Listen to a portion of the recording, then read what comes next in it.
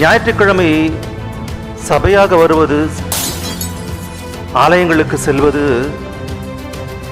அதுவும் கூட இவர்களுடைய சுயநலனுக்காக.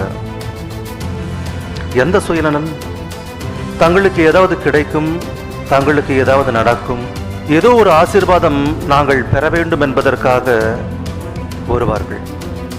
ஆனால் பைபிளிலே, உலகத்தில் எனக்கு தெரிந்து எந்த புத்தகத்திலேயும் கூட இல்லாத ஒரு வார்த்தை கடவுளை குறித்து,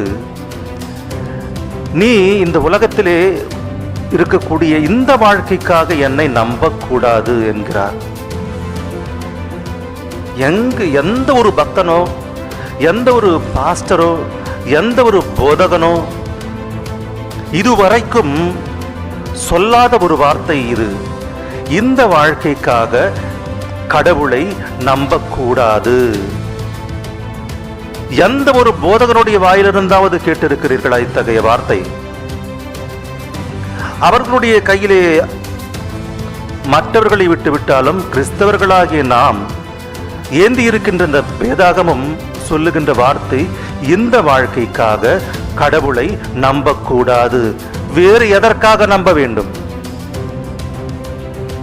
இந்த வாழ்க்கைக்காக கடவுளை நம்பக்கூடாதாம்.